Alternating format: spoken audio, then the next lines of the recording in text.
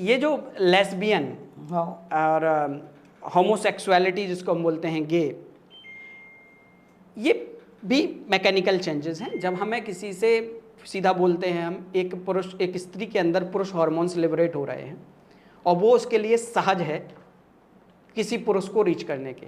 जैसे आपसे मैं अपनी बात बहुत अच्छे से कह पा रहा हूँ, ठीक है ना, मेरे पास कोई स्त्री नहीं है जिससे मैं उतना ही अच्छे से बात कह पाऊं, तो वो आकर्षण का स्तर क्या होगा,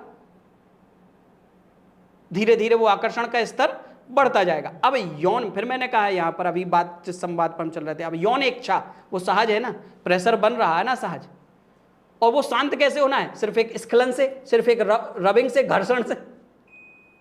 घर्षण की क्रिया से हस्तमैथुन जैसा ही है होमोसेक्सुअलिटी।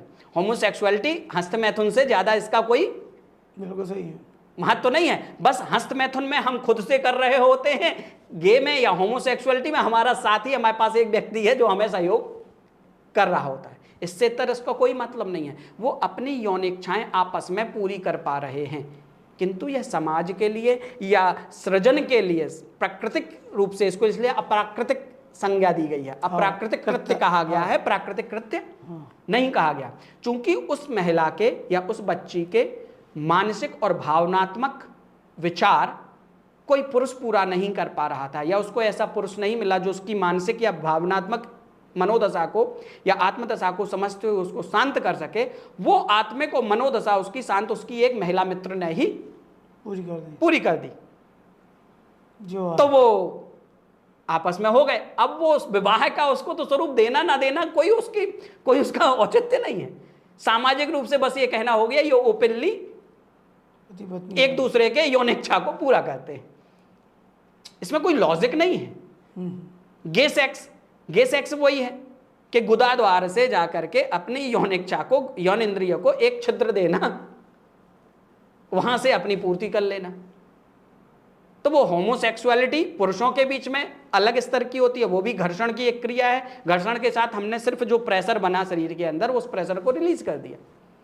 ये अप्राकृतिक कृत्यों में आते हैं। तो समाज को इन विषयों पर बहुत गहराई से सोचने की जरूरत है। बिस्टेलिटी होता है, एक पशुओं के साथ मैथुन, पशुओं के साथ कई घटना गैया संग कर दो, कोई बकरा संग कर दो। तो ये भी वही मनोदशा का शिकार है कि जब उसको उसकी मानसिक या यौन इच्छा को पूर्ति करने वाला कोई नहीं मिलता है, मनुष्य को या जीव को, तो वो जो पास में विषय उपलब्ध होता है उसके साथ वो अपना घर्षण करके अपनी मानसिक शांति करता है। उससे बेहतर होता है हस्तमैथुन यहां पर। लेकिन हस्तमैथुन भी, फिर मैं बार बार बोलता हूं, यौन ऊर्जा का बहिर्गमन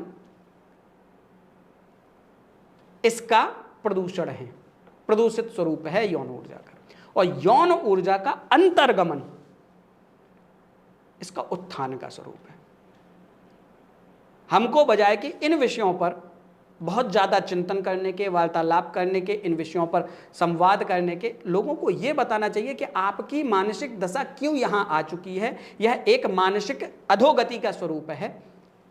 इसको अगर सही तरीके से हील किया जाएगा, सही तरीके से उनको पोषण दिया जाएगा, वैचारिक पोषण, भोजन से संबंधित पोषण, आहार विहार विचार और दिनचर्या, त्रिकाल संध्या, इनको जब दिया जाएगा तो ये सब सुधार की तरफ आ जाएगा।